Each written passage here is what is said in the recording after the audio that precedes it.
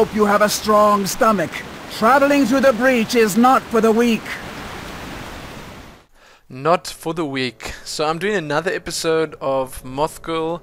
I'm not sure when this will be up. I've got quite a few things to upload and the queue is just getting longer and longer.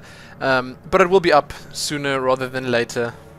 So you can see I'm on my way into Deepholm. This is the first time I do it. I actually still have the quest here. And I just spoke to Thrall. To get this quest, you just have to get it from one of the bulletin boards in Orgrimmar or Undercity or wherever, and then it sends you to Orgrimmar. You speak to a shaman there, he teleports you to the Maelstrom, and then this lovely orc lady sends you through the rift or whatever it is. And that sends you straight down into Deepholm, as you can see here. And I'm flying around the Temple of Earth at the moment, so I thought I'd just put this piece in the video because you may have guessed by now I'm doing the Stonecore. And for those of you out there that didn't quite know how to get there, this will show you exactly where it is. I didn't know myself. I had some help from my girlfriend. She told me exactly where to go. That's why I fly pretty much straight there. So Stonecore on normal mode, obviously I'm level 84. You can see that up there in the top left corner. And I'm still a tank, so I just thought I'd update you with that little piece of information. Anyway, so a few things. I'm busy doing a couple of StarCraft recordings this weekend, and like I said, this Mothgirl. But here you can see how quick the queue actually is as a tank.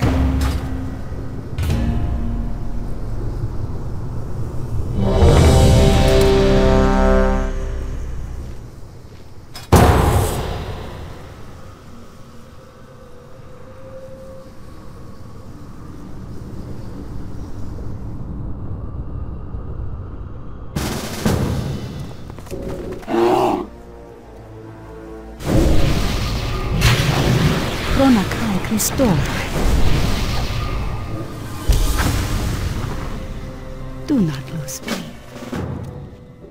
And that I found rather peculiar because that was a dwarf female with the voice of a Draenei female. Interesting. And here we have Mulhouse Manastrom, that annoying little mage that never seems to go away. So this instance, it seemed pretty interesting to me. I gotta say I thoroughly enjoyed the whole thing. From the start, there are actually little things that you got to remember in normal mode, at least. I'm not going to speak for heroic here, but in normal mode, these Earth Shapers, you got to kill them or crowd control them right from the start. Something tells me crowd control is probably better because we didn't get to kill them fast enough. Maybe it's because the DPS are blatantly shooting the wrong target, or just shooting randomly. I don't know. I don't know what they're doing. Okay, I don't know. I did put a skull on it, and it didn't seem to matter. So they turn into these big force of Earth elemental things. And obviously they do a lot of AoE damage. You want to get them down as fast as possible. You want to actually get those Earth Shapers down before they turn into those things. There you go. Look at that. That's a huge range AoE. And on heroic mode, I think that'll probably kill your whole party very, very quickly. So other than that, these groups are pretty standard, but they're pretty big. Very difficult to tank. I don't even know how difficult heroic would be. I think heroic's going to be a big adjustment because you can't use all the AoE attacks as much as I do here.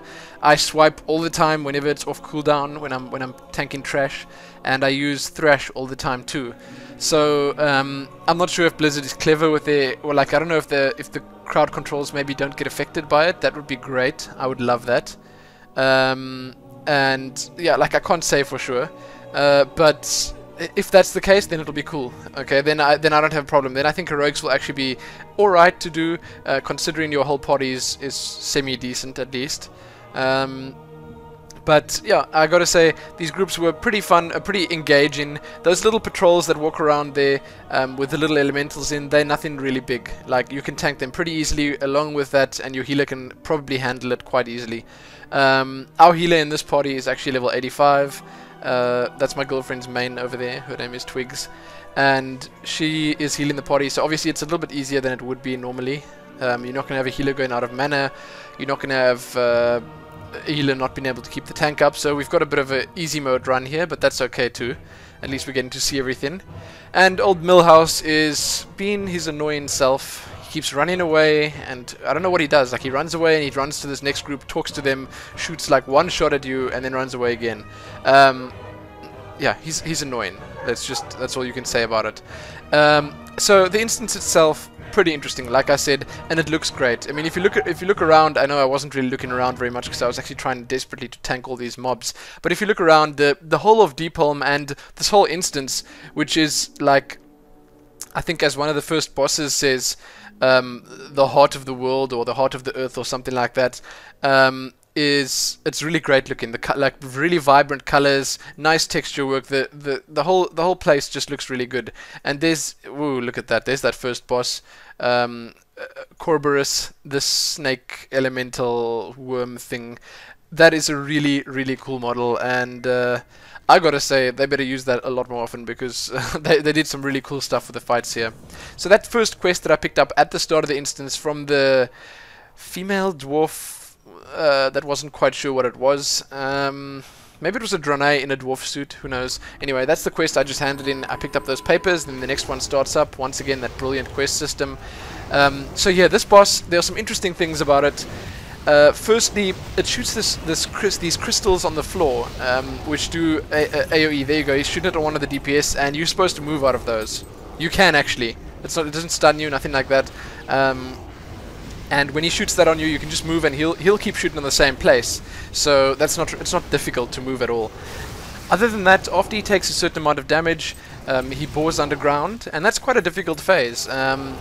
I think, personally, in Heroic, I think my girlfriend told me it one-shots you, and I think people with higher latency will probably struggle a bit more here. So the ads come while he's busy jumping around. You got to kill the ads, obviously, so they don't stack up too much.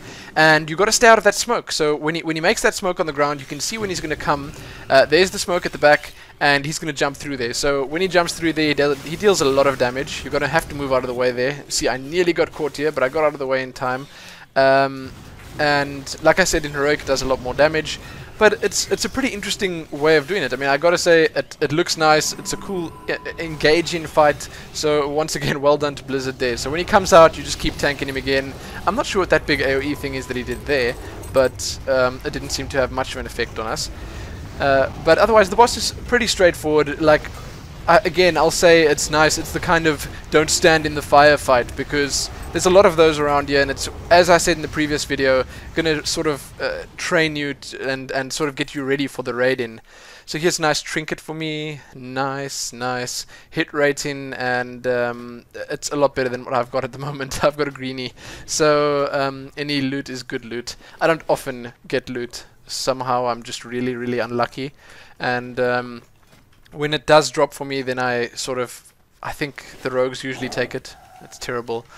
Anyway, I'm just having a look around, as I tend to do, looking at the scenery, just having a peek here and there. So the rest of these mobs here, these ones are pretty interesting. So these giants, they do a AoE sort of earthquake attack, and you're supposed to apparently jump when they cast it. So when it's about to hit, you jump, and then it doesn't damage you.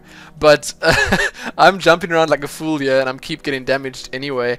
So I obviously didn't do it right. I didn't do it perfectly. I don't think I did it perfectly even once here.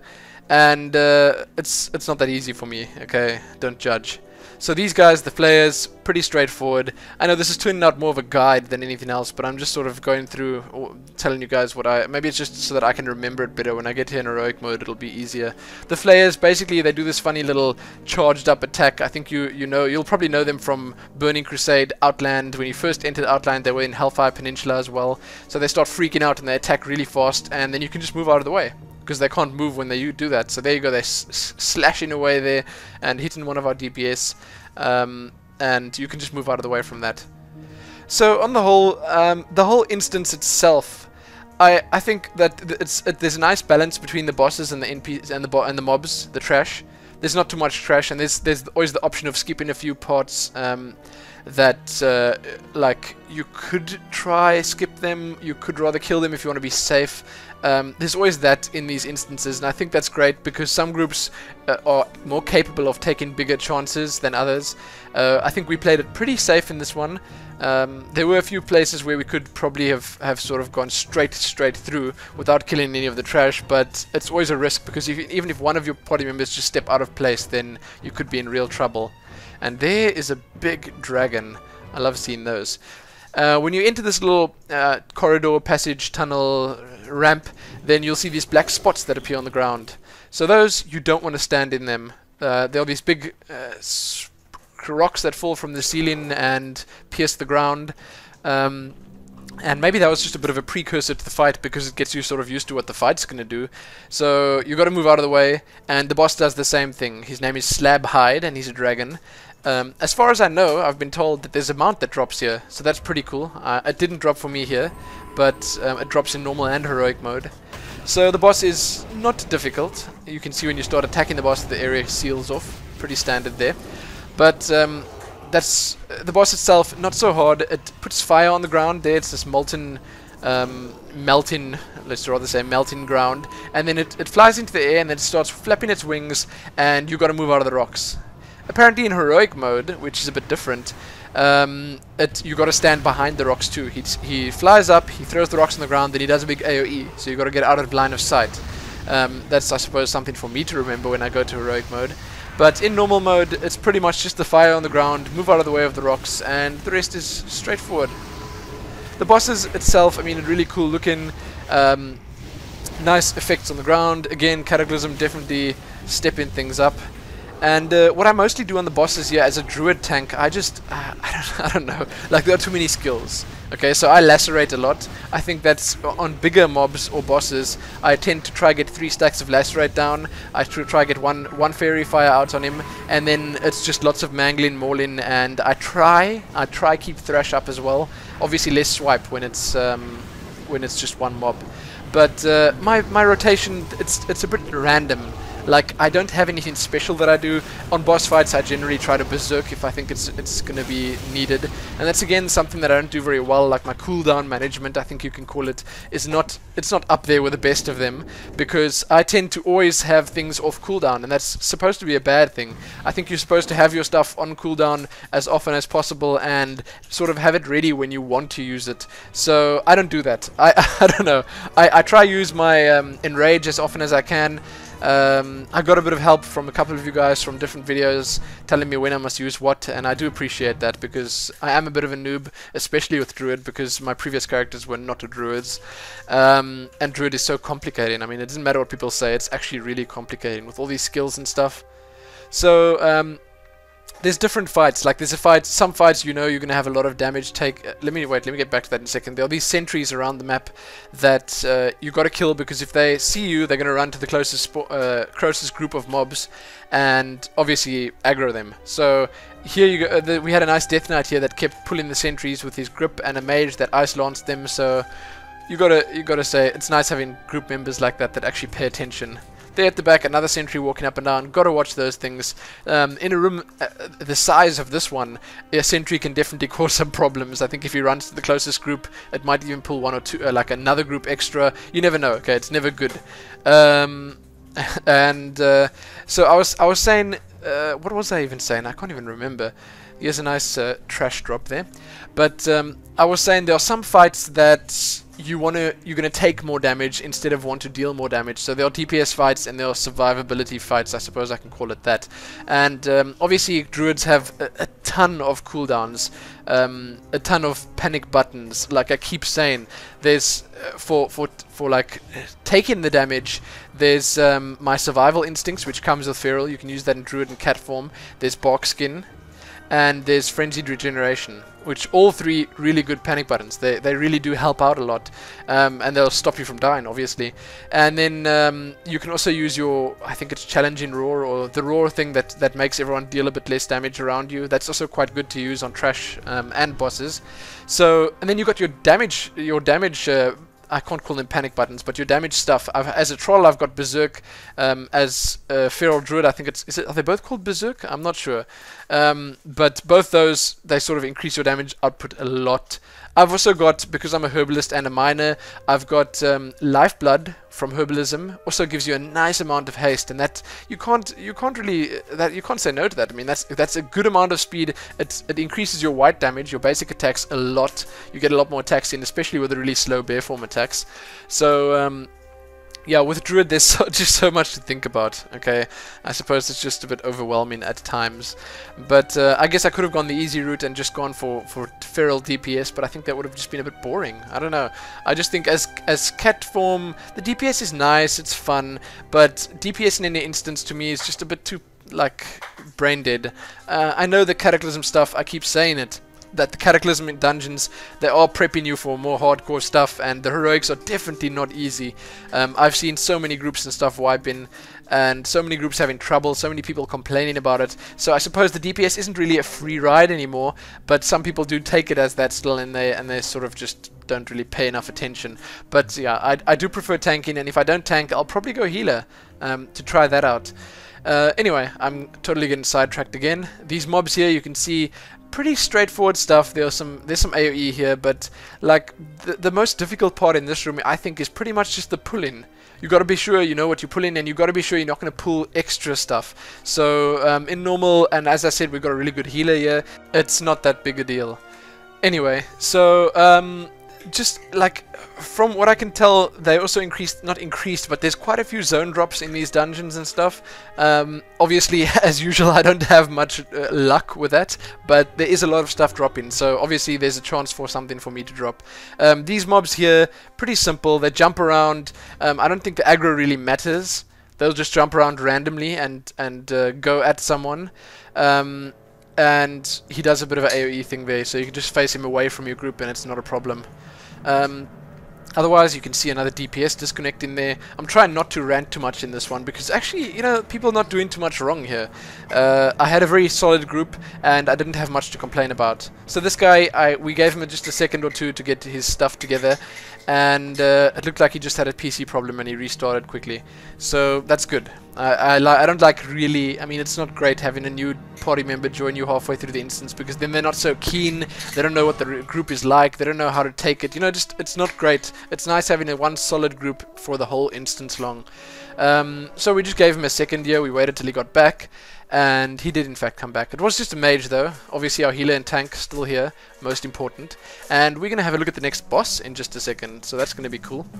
Otherwise, I don't know about you guys, you can sort of tell me maybe, I know not as many people watch these videos maybe as the other ones, but you can tell me how many of you actually tank. How many of you DPS, how many of you heal? Because I know these, I mean, I see a lot of videos, of WoW videos on YouTube, and not a lot of them are from the tank's perspective, so I don't know how useful this really is. Maybe it is if you guys want to get into tanking, and I'm going to do stuff from sort of a healing point of view, a DPS point of view, just, I'll obviously mix it up a bit later, but here we go, next boss. Ozruk. I'm not sure if I'm saying that right, but he is a big stone giant, and this is a boss that I failed epically on. Like, he does this ground slam ability, and I just had to confirm that that was right. So ground slam, he attacks, he starts casting it, then he'll land it exactly where you stand in. So when he starts casting that, you've got to run past him, probably through him, that's the best idea, and get behind him, then he'll slam on the ground and you'll hit nothing. So that's pretty simple, pretty easy. You can see I'm avoiding that every single time, no problem. But then he casts Shatter, and that was the one thing that I was totally useless at dodging. I got hit every single time. That's just simple actually, it's just basically an AoE that he does and you got to get out of the way. So that's it. You get out. He starts casting it, and you run away. And what I did wrong was I tried to run through him to the other side, and that didn't work. Okay, so there's a bit of a tip for you guys. Don't do that, especially not if you've got a bit more latency than normal. We run about 300 ping, 350. I think that's what I got at the moment. So you should rather run away from him. So if I'm standing right here where I am now, when he starts casting it, I'll turn around and run away. Or I can just strafe to one of the sides, not run through him, because that sort of just gives you even more distance to run, to cover. And there you go, I got hit by it again. And it does a lot of damage. I think it did about 40,000 damage there. So you got to be careful for that. And I know that in Heroic it probably one-shots you. So difficult, to me, difficult boss fight. And this is definitely purely a tank fight. The melee DPS have to be careful. They have to be very careful. They don't want to get hit by that shatter. They don't want to be hit by that ground slam either, but it's definitely a tank fight. The tank has most of the responsibility there, and it makes a big difference if the tank is good or not. So if you had me in a heroic there, just picture that for a second. If I was your heroic tank and I was doing it as I was doing there, we would have wiped on the first shatter. So that's not optimal. Definitely not. You want to have a proper tank for that. So we're moving on to the next room now, and this is actually, once again, there's some quest objectives here. Devout followers, there's a lot of them. At first I thought, oh my, how am I going to kill all these? But then I saw they got hardly any HP, and it's pretty straightforward. You just run straight through the middle of the room, avoid the elites on the sides, kill all these ads, and by the time you get to the boss, you should have enough. You should have those 100, because I thought the 101 is wow, that's a lot. And I didn't think, there we just killed all of them in this room, and I thought to myself, wow, okay, am I gonna have to do this again? But then there's a bit of a surprise around the corner at the next boss. So another elite here. But I'm always happy when there's not too much trash between two of the bosses. It just feels like it's so much more exciting. Like, I don't want to say that I want to instance that's just bosses, but I do want to instance that's just bosses. Actually, I'm lying. That's really cool. Like, it's just so much more fun that if you can just get from boss fight to boss fight to boss fight. But then it would sort of be imbalanced. People would be abusing that to get the justice points, or not the justice points, whichever points you get. And it obviously won't work out. I mean, it's just not feasible. Even when you have arena-style fights, like, say, what am I? I'm trying to think of which ones. That one in Dalaran, what's it called? Where you have waves come in, just like the Caverns of Time one, Black Morass. That's sort of arena style, but you still have the waves of ads come in, so it's not exactly what I'm talking about. Anyway, again, getting sidetracked. So we're heading up to the last boss here. You can just pull all these mobs at the same time because everyone likes some AoE. The DPS love that. If you run in recount, then they can see exactly how high they can get up there. Mages obviously love that. They're eating it up. I actually had a comment suggesting I get recount, and I might do that because, as the commenter brilliantly said, sorry I can't recall the name right now, but it gives me that much more to whine about. So here's the last boss. She's pretty straightforward. She does a force grip thing that pulls you up into the air, and it doesn't do much else. She can do that on anyone. Then she casts these void zones on the ground. I'm not sure exactly what they're called, but it's a big black circle on the ground that you've got to get out of. And I've been told that you can actually kite the ads into the void zone, and that'll kill them. So that's cool. You can. So if you all get behind one of them, you see the ads coming from the left. You go stand on the right. You go stand behind it. The ads will run through it, and they'll die. The next thing that the boss does is she casts this knockback thing, and then she floats into the air. She goes to her altar, and then she proceeds to hover huge boulders in the air and hurl them at you. So I wasn't even looking at her, so that was a bit of a mistake. So you must watch those boulders. There it comes. Oof, brilliantly dodged there. Such crazy cat-like reflexes. And that apparently these, I just got told right now, live updates, guys, that these one-shot you in heroic mode. I'm not sure about normal mode because I didn't get hit by them. I think a mage just took one in the face. So that's terrible. That's terrible right there. My suggestion is don't stand too close. You can stand all the way at the back of the room. And that'll make it a lot easier because you'll have all that time to dodge it. And they do one-shot you in heroic mode. There you go. So the boss itself, it's easy, but like I said, I'm level 84. We got a great healer here, and our group was actually pretty decent. So I can't say it's definitely not going to be easy in heroic, no. Otherwise, yeah, that's the Stonecore for you. You can see that's actually the first time that I do it. Totally legit.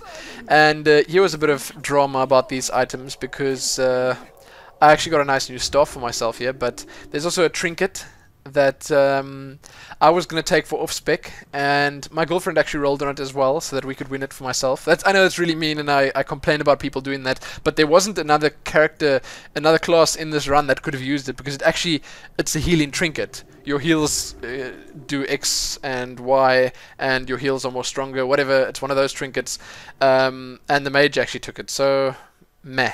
I can't really say much about that. Then he leaves. So nice one, guy. Nice one.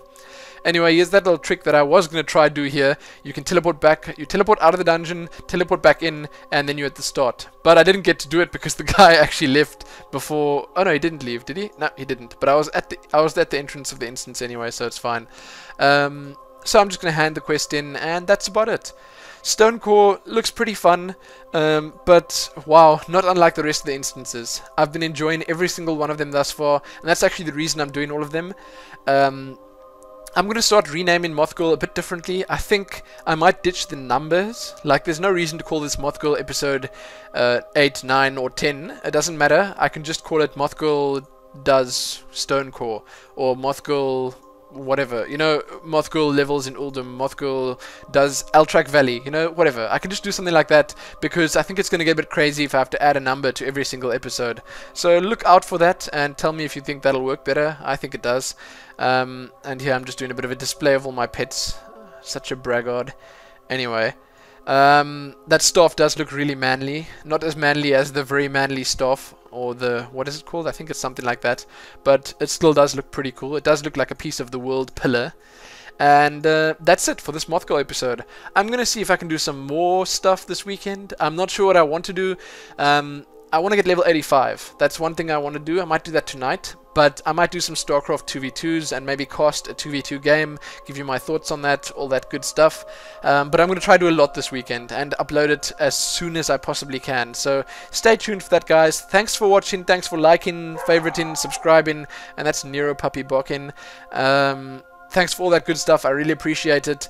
As I said in one of the other episodes, over 500 subscribers now, and it's really, really great. It's a good feeling, and I really do appreciate every single little bit of support. So, again, have a great weekend. If this only comes out at the end of the weekend, I hope you had a great weekend, and peace out.